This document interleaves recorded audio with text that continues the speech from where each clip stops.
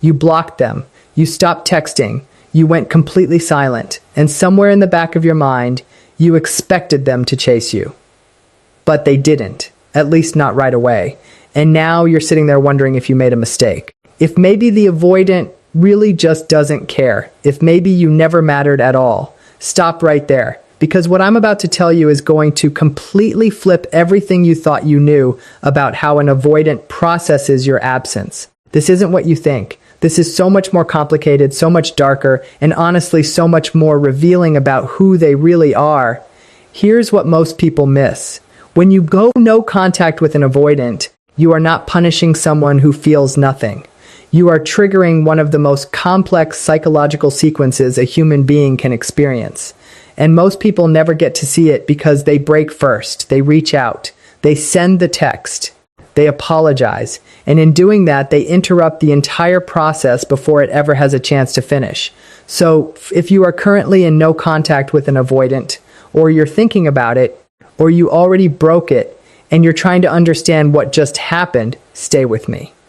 Because this video is going to walk you through every single phase of what happens inside an avoidant's mind when you fully stop contacting them. Phase by phase, layer by layer, and by the end you are going to understand avoidance better than most therapists explain them.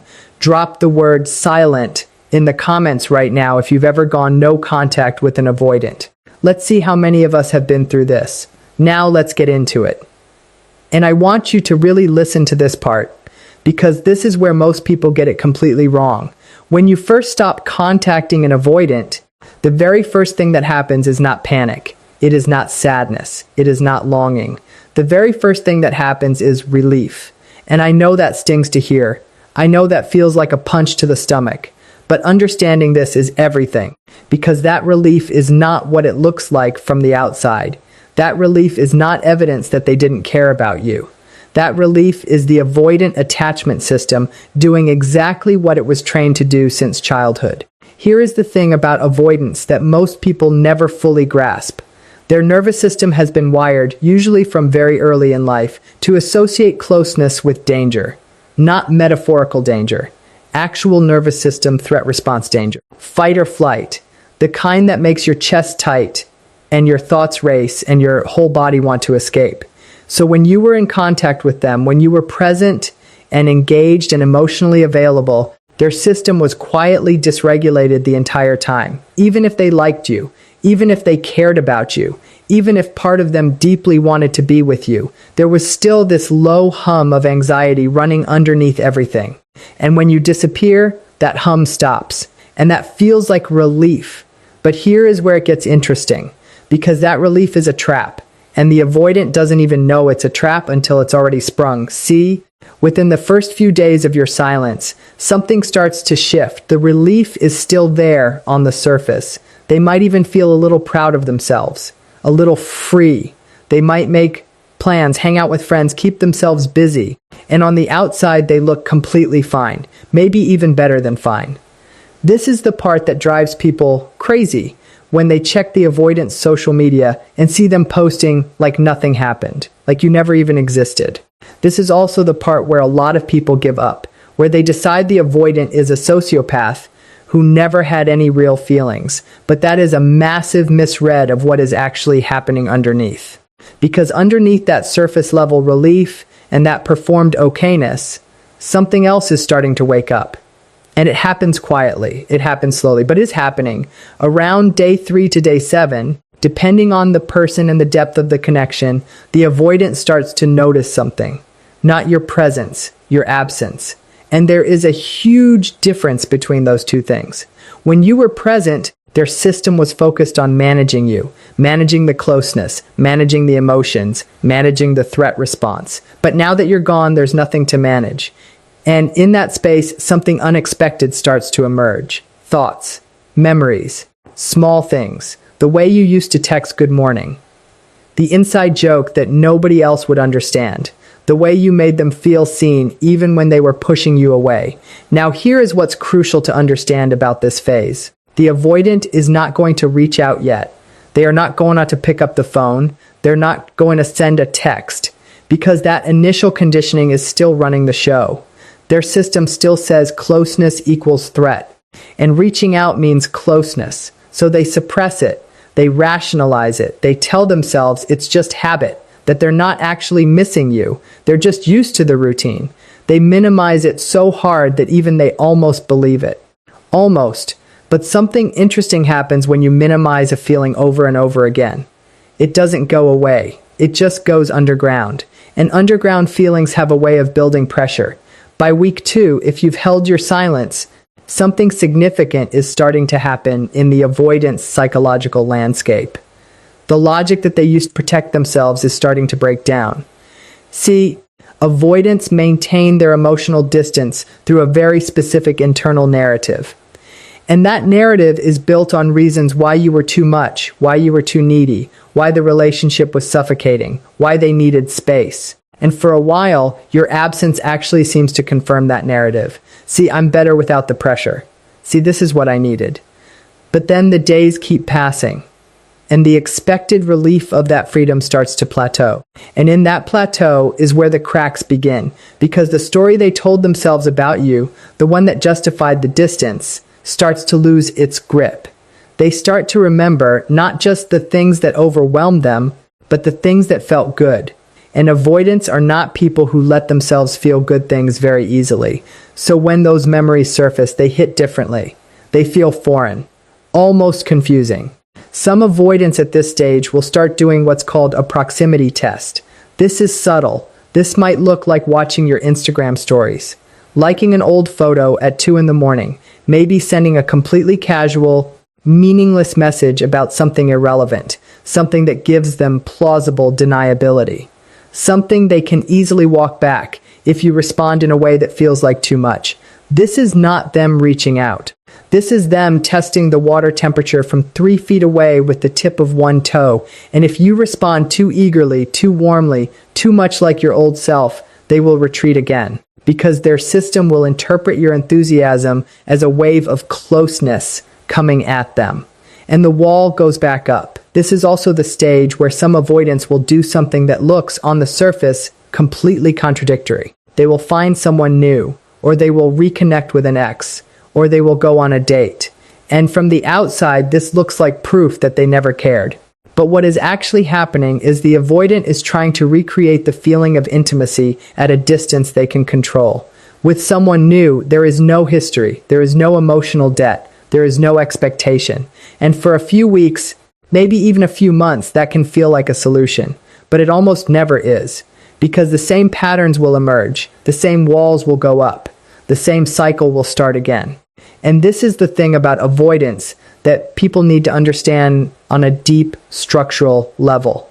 Their pattern is not about you. It was never about you. You were not too needy. You were not too intense. You were not too emotional. You were a normal human being trying to have a normal human connection with someone whose attachment system was fundamentally set to reject that connection, regardless of who was offering it. This is not an excuse for their behavior. It is a map of why it keeps happening, and maps are useful. Maps help you decide where you actually want to go. By week 3 to week 4, if you are still in no contact, something significant is happening in the avoidance unconscious mind. The absence is no longer fresh. It is no longer a relief. It is no longer even noticeable in a casual way. It has become something else entirely. It has become a weight. And the avoidant, who has spent their entire life managing emotional weight by shutting down, is now in unfamiliar territory, because they can't shut down the feeling of something missing. They can redirect it. They can suppress it. They can throw themselves into work or friends or new connections, but it is still there, waiting. This is the phase that a lot of avoidants will never admit to another human being. They might barely admit it to themselves. But if you could sit inside their mind during this phase, here is what you would hear. Not I miss them, not yet. First, it sounds like I wonder what they're doing. Then it slowly becomes why haven't they reached out? Then it becomes did they actually move on? And that last thought is where everything changes, because an avoidant's worst fear is not intimacy. Most people think it is, but that's the surface level red. The deeper fear, the one that drives every single distancing behavior, is being abandoned, being left, being discarded as not enough. And this is the profound and painful irony of avoidant attachment. They push away the people they connect with the most, precisely because those are the people whose eventual departure would devastate them the most. And they would rather cause the ending than experience the ending. They would rather be the one who leaves than be the one who gets left. So when you go no contact, when you genuinely, completely, without leaving breadcrumbs, stop reaching out, you are not just withdrawing your attention. You are triggering their deepest attachment wound. And it does not happen on day 1. It does not happen on day 7.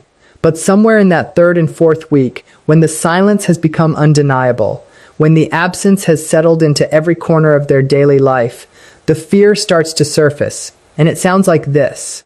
What if they're done? What if I push too far this time? What if they actually found someone who makes them happy? What if I actually lost something real? And now, for the first time, the avoidant is experiencing something they spent their entire emotional life trying to avoid. Longing that they cannot rationalize away. This does not automatically mean they will reach out. This is important, because the avoidant is still fighting their own system. They are still telling themselves they are fine. They are still performing okayness even to themselves. But the performance is getting harder to maintain. And cracks in a performance have a way of growing. Some avoidants at this stage will talk to friends about you without fully admitting why. They'll bring you up casually. Say your name like it's nothing. Ask a mutual friend how you're doing with this vague, offhand tone that they think sounds indifferent, but actually sounds like someone trying very hard not to sound like they care. Some avoidants will drive past places you used to go together, not intentionally, or at least that's what they tell themselves. They'll listen to a song you played once and let themselves feel something for exactly 30 seconds before they change it. They'll start a text to you 3 times and delete it every time. Not because they don't want to send it, because they are terrified of what it means if they do. And this is the phase where most people who have broken no contact wish they had waited just a little longer, because this is the phase where the avoidant is actually confronting their own feelings, possibly for the first time in the entire relationship. And breaking your silence right here is like opening a pressure valve. It releases the tension. It gives them an out. It lets them re-regulate without ever having to sit with the discomfort long enough for it to actually change anything. But here is the real conversation we need to have. Because everything I've described so far has been about the avoidant's internal experience, and that's important. But the most important question is not what is happening in their mind. The most important question is what is happening in yours. Because you went no contact. And maybe it started as a strategy. Maybe someone told you it would make them miss you. Maybe you read it somewhere. But at some point, somewhere in that silence, something started to shift in you too. Because here is what no contact actually does to the person who initiates it when they do it correctly and they hold it. It gives you back your own nervous system. When you are in contact with an avoidant, your nervous system is constantly in a state of hypervigilance. You are reading their texts for tone. You are analyzing response times. You are wondering what you did wrong every time they go quiet. You are performing a version of yourself that you think they will find less threatening. You are contorting yourself to fit into the space that their walls will allow, and you are exhausted. And you probably don't even fully realize how exhausted you are until you stop. And in the silence, when you stop reaching out, when you stop checking to see if they've seen your message, when you stop crafting the perfect thing to say, your nervous system starts to decompress. And in that decompression, some very important things start to become clear. Things that the anxious fog of the relationship was making it hard to see. You start to remember who you were before this relationship. You start to remember what it felt like to be with someone who actually showed up. Who didn't make you feel like loving them was a project. Who didn't make you feel like your need for closeness was a character flaw. And as those memories come back, as your sense of self starts to return, something really significant starts to happen. The avoidant becomes smaller in your mind. Not less important as a person, but less powerful as a presence. less like the center of gravity in your emotional universe, Bess. And you start to realize something that feels both liberating and a little heartbreaking. You realize that what you were grieving was not just them. You were grieving the relationship you imagined you could have with them.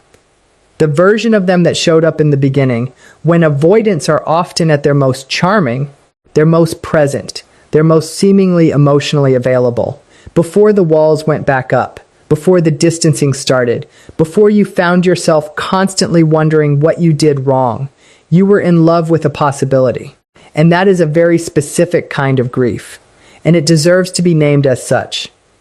Now I want to go back to the avoidance mind for a moment, because we've been talking about weeks 3 and 4, but what happens further down the line if you genuinely maintain the silence? Here is what typically happens. And I say typically because avoidants are not a monolith. There are different subtypes, different levels of avoidance, different degrees of self-awareness. But in general, here is the pattern. If you've held no contact for 5 or 6 weeks or longer, the avoidant has now entered a phase where your absence has been integrated into their daily life. It's not fresh anymore. It's become the new normal. And depending on the avoidant, this can go one of 2 ways. The first possibility is deactivation. This is where the avoidance system fully shuts down the connection, buries the feelings, and moves forward as if the relationship never had the weight it did. They don't reach out. They don't re-engage. They find ways to avoid confronting the loss directly. And on the outside, they appear to have moved on completely. And here is the painful truth about this outcome. It does not mean the connection wasn't real. It means the avoidance coping strategy is so deeply embedded that even a genuine loss gets processed through the lens of emotional shutdown. Some avoidants will carry the ghost of meaningful connections for years, sometimes decades, without ever doing the work to understand what those connections meant and why they lost them. The second possibility, the one that people are usually hoping for when they go no contact, is breakthrough. This is rarer, but it happens. And it happens more often when the relationship had genuine depth, when the avoidant has some level of self-awareness, and when your absence forces a confrontation with their own patterns that they simply cannot avoid. In this case, the avoidant reaches out. But here is what you need to understand about this outreach. It is not the beginning of healing. It is the beginning of a conversation that could lead to healing, if and only if the avoidant is willing to do the actual internal work that healing requires. Because an avoidant reaching out after no contact does not mean they have suddenly become securely attached. It means they have become uncomfortable enough with your absence that their longing has temporarily overpowered their fear. And fear has a way of coming back, especially when closeness starts to feel real again. So if an avoidant reaches out after you've gone no contact, the most important thing you can do is not go back to the old dynamic. Do not immediately restore the previous level of contact. Do not perform excitement or relief or gratitude that they came back, because those responses, as human and understandable as they are, will trigger the same cycle all over again. They feel your warmth and closeness coming at them. Their system registers threat. The wall goes back up, and you are right back where you started. What does actually work if you want to explore re-engagement with an avoidant who has reached out is calm, measured, unhurried. You respond with warmth but without urgency. You show that you are okay, that your world did not stop when they went quiet, that you are not desperate for their presence, even if part of you has missed them. Because to an avoidant, a person who seems grounded and self-sufficient and not needy, is far less threatening than someone whose emotional well-being seems contingent on the avoidance behavior. And only from that position of mutual groundedness can anything real actually begin. And this is the part I really want you to sit with, returning to an avoidant is not the point of no contact. No contact is not a manipulation tactic, or at least it should not be. Because when you use no contact as a strategy to win back an avoidant, you are playing a game with your own heart as the stakes. And the house always wins that game. No contact, when done with clarity and intention, is about you. It is about giving yourself the space to understand what this relationship actually was, not what you hoped it would be, not what it looked like in the beginning, not what it could become if they just changed, what it actually was. And from that place of honest clarity, you can make a real decision, not an anxious decision. Not a decision driven by the fear of losing them, a decision driven by what you actually need and deserve in a relationship. Because you deserve someone who chooses you without being coerced into it. You deserve someone whose closeness doesn't require you to shrink yourself. You deserve someone who, when they feel afraid, turns toward you instead of away from you. Not because fear doesn't exist in healthy relationships, but because in a securely attached dynamic, two people face the fear together. They don't use each other as the source of the fear. And here is the thing about avoidance that is easy to forget when you're in the thick of it, when you're checking your phone every 10 minutes and analyzing every interaction and wondering what you could have done differently. Avoidants are not broken. They are not bad people. Most of them are deeply feeling, deeply intelligent people who learned very early in life that their feelings were too much or not wanted or dangerous to express. And they built an entire personality around protecting themselves from that vulnerability. And that system served them. It kept them safe at a time when they genuinely needed protection. But that system, that beautiful, exhausting, self-protecting system is running in an adult context that it was never designed for. And it cost them. It cost them connection. It cost them depth. It cost them the very relationships that could actually heal the original wound, if only they could stay present long enough to let the healing happen. So when you step back, when you go silent, when you stop trying to fix them or reach them or prove to them that closeness is safe, you are not abandoning them. You are doing the only thing you can do. You are respecting the truth that you cannot love someone into healing. They have to choose it. And they can only choose it when the consequence of not choosing it becomes more real than the fear of what choosing it will cost them.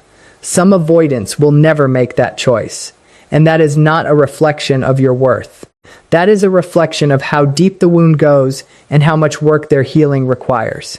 Some avoidants will make that choice, but only after significant time, and often only after real therapeutic work or a crisis that cracks their system open in a way that they can no longer ignore. And some avoidants, a smaller number, will surprise you, will do the work, will reach back, will come with more honesty than you expected, and will show you slowly and imperfectly that change is possible. But none of that is yours to control. And the sooner you truly understand that, not just intellectually, but in your body, in your nervous system, in the part of you that keeps reaching for your phone to check if they've responded, the sooner you can stop living your life in the waiting room of someone else's healing. Your job is not to wait for them to become who you need them to be. Your job is to become so clear on who you are and what you deserve that the only relationships you invite in are the ones that can actually meet you there. And if you've been in no contact with an avoidant, or you're just ending a confusing and painful relationship with someone who could never seem to let you all the way in, I want you to hear this. The silence you're sitting in right now is not emptiness. It is space. And space is where you remember yourself. Space is where you stop managing their emotions long enough to feel your own. Space is where you stop asking what is wrong with me and start asking what do I actually want. And what you want matters. It always did. Even when you were in a relationship with someone who made you feel like wanting things was too much. Your wants are not too much. Your needs are not unreasonable. Your desire for consistent, available, emotionally present love is not clingy or needy or dramatic. It is human, it is healthy, and it is possible. Just not always with the person you're currently mourning, so hold your silence. Not for them. Not to make them miss you, though they probably are. Hold it for yourself. Hold it long enough to hear what your own heart is actually telling you when it's not drowning in the noise of trying to reach someone who keeps moving further away. Because the most profound thing that happens when you stop contacting an avoidant is not what happens in their mind. It's what starts to happen in yours.